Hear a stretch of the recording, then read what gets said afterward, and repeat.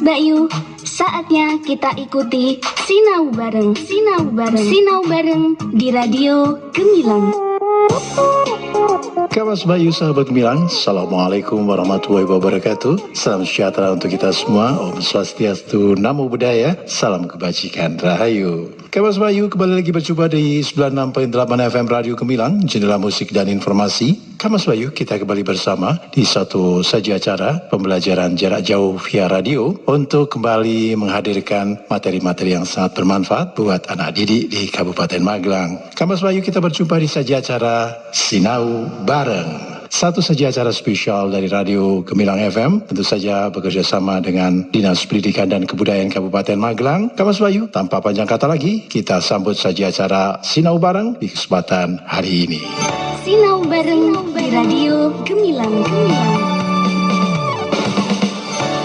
Assalamualaikum warahmatullahi wabarakatuh. Pagi-pagi sarapan ketupat, jangan lupa pakai telur balado. Selamat pagi kelas 4. Semangat belajar dari radio. Halo Sobat Gen Gemilang, generasi muda hebat Magelang yang ada di seantero Kabupaten Magelang. Selamat pagi pendengar setia Radio Gemilang, sahabat Gemilang. Bapak Ibu Guru kelas 4 yang ada di Kabupaten Magelang beserta wali murid kelas 4, stay tune di 96.8 FM Radio Gemilang, jendela musik dan informasi. Bagaimana kabarnya hari ini? Kami harap anak-anak hebat kelas 4 selalu baik, sehat, dan luar biasa. Terlebih dahulu, izinkan kami menyapa dan menyampaikan terima kasih kepada Bupati Magelang, Bapak Zainal Arifin, SIP, atas izinnya sehingga acara pada kesempatan pagi hari ini dapat terlaksana. Tidak lupa kami menyapa Kepala Dinas Pendidikan dan Kebudayaan Kabupaten Magelang, Bapak Aziz Amin Mujahidin MPD, Bapak Kepala Bidang Pembinaan SD, Bapak Broto Wibowo MPD, seluruh pengawas jenjang SD se-Kabupaten Magelang, khususnya untuk Ibu Hajah Sri Mulyani SBDM MPD dan Ketua K3S Kecamatan Bandongan, Ibu Rokayah SPD sekaligus Kepala Sekolah SD Negeri Bandongan 3, selaku koordinator kami yang selalu setia menemani siaran kami pada kesempatan pagi hari ini. Tidak lupa pula kami menyapa Ketua K3S Kabupaten Magelang beserta jajarannya, serta seluruh anggota KKG kelas 4 Kabupaten Magelang. Selamat pagi Bapak dan Ibu. Tidak lupa kepada Diskom Info yang telah bekerja sama dengan Dinas Pendidikan dan Kebudayaan Kabupaten Magelang beserta Radio Gemilang, khususnya Pak Hans yang selalu setia menemani siaran kami sehingga acara Sinau Bareng ini dapat terselenggara dengan sangat baik. Baik, anak-anak hebat kelas 4 serta para wali murid kelas 4 dimanapun berada, mengingat saat ini masih dalam suasana pandemi COVID-19, grafik kasus di Indonesia pun masih terus meningkat. Nah, kami berpesan untuk selalu menjaga kesehatan, keluar rumah seperlunya saja, dan apabila harus berinteraksi dengan orang lain, tetap harus menerapkan protokol kesehatan ya. Protokol kesehatan yang harus diterapkan ada 4. Yang pertama, rajinlah mencuci tangan pakai sabun dengan air yang mengalir. Yang kedua, memakai masker saat keluar rumah agar daerah hitam terlindungi. Daerah hitam itu maksudnya hidung, mata, dan mulut. Yang ketiga, menjaga jarak 1-2 meter dengan orang lain. Dan yang keempat adalah menciptakan ruangan yang memiliki sirkulasi yang baik, serta jangan lupa mengkonsumsi makanan yang bergizi, ya anak-anak. Nah baik, pagi ini kembali lagi dengan Bu Guru bersuara merdu, Ratri Dewi Pertiwi dari SD Negeri Ngulun 5 Kecamatan Salam. Dan seperti biasa ya, pagi ini Bu Guru juga tidak sendirian. Pagi ini Bu Ratri ditemani oleh Ibu Guru yang cantik dan manis dan Pak Guru yang ganteng serta menawan. Selamat pagi Bu Munisa, selamat pagi Pak Wawan. Selamat pagi Bu Ratri. Ya, selamat pagi Bu Ratri yang cantik, yang bersuara merdu, yang selalu bersemangat. Dan juga selamat pagi Pak Wawan yang tentunya selalu menawan dong. Halo anak-anak kelas 4. Selamat pagi kembali lagi bertemu dengan Bu Munisa dari SD Negeri Adikarto 1 Kecamatan Muntilan. Selamat pagi Bu Ratri, Bu Nisa. Selamat pagi anak-anak hebat kelas 4. Bertemu lagi dengan Pak Wawan dari SD Negeri Banyu Biru 2 Kecamatan Dukun.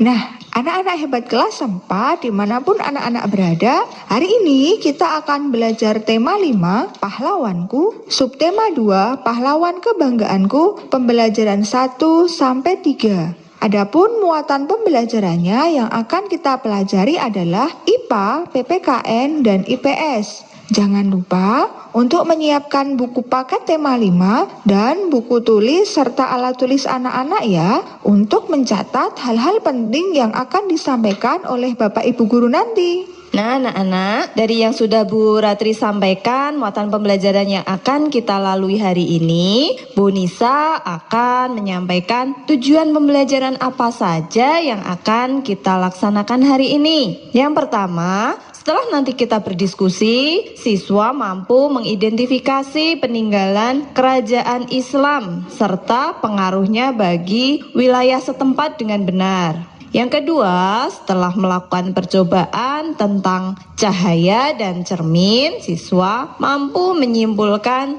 sifat-sifat cahaya dan hubungannya dengan penglihatan dengan benar. 3. Setelah berdiskusi, siswa mampu menjelaskan hubungan simbol dengan makna sila kelima Pancasila dengan benar. Materi pertama kita akan disampaikan oleh Pak Wawan. Silahkan Pak Wawan. Terima kasih Bu Nisa yang sudah menjelaskan tujuan pembelajaran kita hari ini dengan sangat jelas. Selamat pagi anak-anak hebat kelas 4. Sudah siapkah kalian belajar? Selama kurang lebih 30 menit, kami akan menemani anak-anak kelas 4 belajar bersama di Radio Gemilang. Wah, tapi sepertinya masih belum terlalu semangat nih Bu Ratri, Bu Nisa. Iya Dan anak-anak semua dalam memulai pembelajaran. Bagaimana agar lebih bersemangat? Kita bertepuk PPK dulu. Bu Ratri akan memimpin kita semua. Monggo silahkan Bu Ratri. Nah, anak-anak, tepuk PPK-nya masih seperti kemarin ya. Tepuk PPK yang baru. Bu Munisa dan Pak Wawan membantu Bu Ratri ya. Oke Bu Ratri. Nah, akan Bu Ratri pimpin. 1, 2, 3. Tepuk PPK. Religiusitas, nasionalisme, kemandirian, gotong royong, integritas. PPK, PPK, yes. Nah, selain ada tepuk PPK, kita juga ada salam PPK nih. Kalau Bu Ratri nanti kok salam PPK, anak-anak di rumah menjawab cerdas, berkarakter, menyenangkan, luar biasa, hebat. Nah, Bu Ratri contohkan ya. Salam PPK, cerdas, Berkarakter, Menyenangkan. luar biasa. hebat. Nah, anak-anak hebat semua. Sekarang pastinya sudah lebih bersemangat dong ya. Ya, Masya Allah. Terima kasih Bu Ratri untuk semangatnya pagi ini, luar biasa sekali ya. Pasti anak-anak sudah fresh dan semangat untuk belajar kan? Nah, anak-anak hebat kelas 4, materi sebelumnya kita sudah membahas tentang perjuangan pada masa kerajaan Hindu-Buddha. Nah, pada materi sekarang kita akan membahas tentang perjuangan setelah masa kerajaan Hindu-Buddha. Ayo, anak-anak, buka buku paket tema 5, subtema 2, pembelajaran 1, halaman 53. Di sana ada teks bacaan tentang Sultan Hasanuddin. Kalian simak ya. Teks bacaan tersebut akan dibacakan oleh Pak Wawan. Silahkan Pak Wawan. Baik Bu Nisa, anak-anak simak baik-baik ya cerita yang Bapak bacakan. Sultan Hasanuddin. Sultan Hasanuddin ialah raja dari kerajaan Islam Goa Talo di Makassar, Sulawesi Selatan. Oleh Belanda, ia dijuluki ayam jantan dari timur karena kegigihan dan keberaniannya melawan Belanda. Ia membela kepentingan kerajaannya dan kepentingan rakyatnya dengan gigih. Dia berusaha menegakkan kedaulatan dan memperluas wilayah kerajaannya. Ia berhadapan dengan Arupalaka, Raja Bone yang dibantu oleh Belanda. Sultan Hasanuddin dikenal arif dan bijaksana. Beliau merasa sedih karena harus bertempur melawan keluarganya sendiri, Arupalaka. Sultan Hasanuddin mempertimbangkan bahwa pertumpahan darah di kalangan orang Makassar dan Bugis harus segera dihentikan. Sultan Hasanuddin berusaha menggabungkan kekuatan kerajaan-kerajaan kecil di sekitar kerajaannya untuk melawan Belanda. Karena perjuangan dan jasa-jasanya, nama Sultan Hasanuddin diabadikan sebagai nama jalan dan universitas di Makassar, Sulawesi Selatan. Pemerintah bahkan menganugerahkan gelar pahlawan nasional kepada Sultan Hasanuddin. Setelah wafat, Sultan Hasanuddin dimakamkan di kompleks pemakaman Raja-Raja Goa di Sulawesi Selatan. Kompleks pemakaman raja-raja merupakan peninggalan sejarah yang perlu dijaga kelestariannya. Kompleks pemakaman ini pun dijadikan objek pembelajaran sejarah bagi bangsa Indonesia.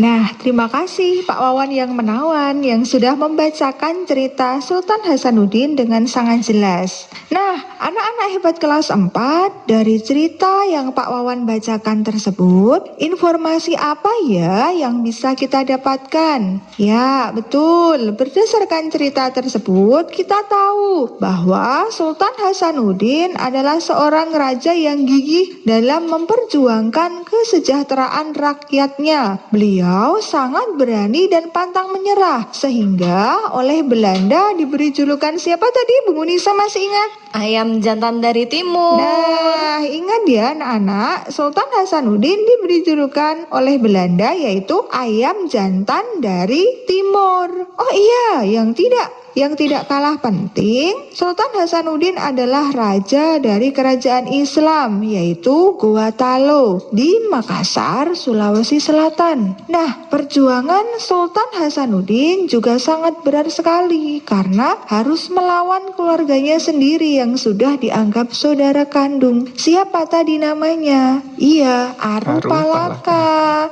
yang bekerja sama dengan Belanda. Sinau bareng di Radio Gemilang. Wah, benar-benar berat ya Bu Ratri perjuangan seorang Sultan Hasanuddin. Iya, berat sekali Bu. Pantas saja ya perjuangan beliau sangat dihargai oleh rakyatnya. Sampai nama Hasanuddin itu diabadikan sebagai nama sebuah jalan dan universitas di Makassar untuk mengenang jasa-jasa beliau. Beliau juga dimakamkan di kompleks pemakaman Raja-Raja Goa di Sulawesi Selatan.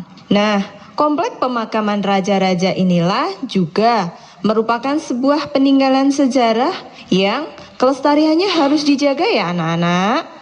Jadi, kalau kita berkunjung ke situs-situs peninggalan sejarah, kita harus menjaga perilaku kita dengan baik ya. Jangan melakukan vandalisme ataupun merusak fasilitas di area tersebut. Nah, anak-anak kelas 4 yang hebat, para raja zaman dahulu itu perjuangannya sangat hebat ya, hanya untuk memperjuangkan kesejahteraannya rakyat mereka, harus melawan penjajah. Anak-anak, tahukah kalian kalau zaman dahulu perjuangan mereka itu masih sangat tradisional. Bahkan untuk berkomunikasi mereka masih mengandalkan alat sederhana seperti cahaya dan cermin. Dengan menggunakan bantuan cermin, mereka memantulkan cahaya untuk berkomunikasi. Ada kode-kode dan sandi khusus yang mereka gunakan loh Bu. Oh, berarti mereka memanfaatkan sifat-sifat cahaya ya Pak? Kalau Betul, tadi Bu. iya ada pemantulan, itu kan salah satu dari sifat cahaya, yaitu cahaya dapat dipantulkan. Nah, anak-anak hebat kelas 4 juga bisa loh mempraktikkan berkomunikasi menggunakan cermin dan cahaya. Untuk langkah-langkah percobaannya ada pada buku paket halaman 56 sampai 57. Kalian dapat mengerjakannya bersama keluarga kalian di rumah. Pertama-tama, kalian gunakan cermin untuk memantulkan cahaya. Nah, kalian bisa berdiskusi ya dengan ayah, ibu, atau kakak kalian. Bagaimana untuk menentukan kode yang disepakati dalam berkomunikasi. Wah, ini seperti agen spionase ya, Bu Nisa, Pak Wawan. Diajari sekali. jadi bin ini.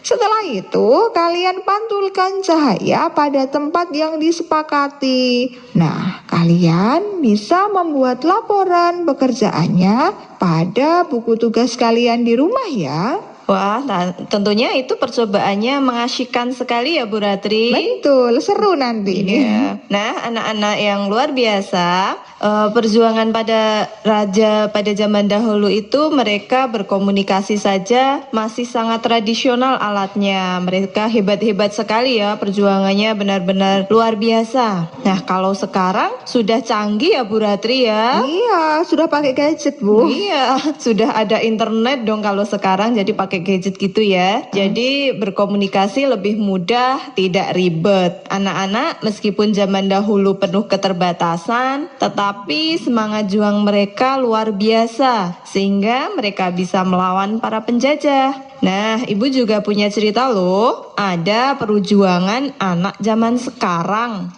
Di tengah keterbatasannya, anak tersebut masih bisa memiliki prestasi yang sangat hebat. Cerita tersebut berjudul Kusnadi Wiyoga, Prestasi di Tengah Keterbatasan. Coba Pak Wawan, tolong dibacakan. Dan anak-anak, tolong disimak dengan baik ya. Baik Bu Nisa, saya bacakan ya. Kusnadi Wiyoga, prestasi di tengah keterbatasan. Kusnadi Wiyoga berumur 15 tahun. Ia berasal dari keluarga sederhana yang tinggal di Dusun Waringin, Maguwoharjo, Sleman, Yogyakarta. Ayahnya adalah seorang tukang sol sepatu dan ibunya adalah seorang ibu rumah tangga. Kondisi perekonomian orang tua Kusnadi yang kekurangan tidak membuatnya patah semangat untuk berprestasi. Yoga, panggilan akrabnya, berhasil meraih medali perak Olimpiade Sains Nasional OSN 2011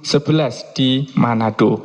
Hasil ini menghantarkan Yoga mewakili Indonesia di International Competition and Assessment for School wilayah Asia Pasifik tahun 2011. Pada kompetisi ini Yoga mendapatkan medali perak. Kesederhanaan tidak menjadi hambatan baginya untuk berprestasi. Sejak kecil, Yoga terbiasa belajar mandiri tanpa mengikuti bimbingan belajar ataupun kursus. Setiap malam, ia tekun mengulang pelajaran yang diterimanya di sekolah. Bagaimana memulainya semua? Semua itu berawal ketika ia duduk di kelas 6 SD saat itu. Ia dikirim ke Hong Kong 2007 untuk mengikuti lomba matematika mewakili Indonesia. Dalam perlombaan itu, ia tidak menang. Namun, hal ini menjadi pemicu bagi Yoga untuk terus belajar dan mengembangkan diri. Dengan prestasinya, Yoga berhasil membuktikan bahwa semangat dan kerja keras bisa mengalahkan keterbatasan. Selalu ada jalan bagi mereka yang mau berusaha.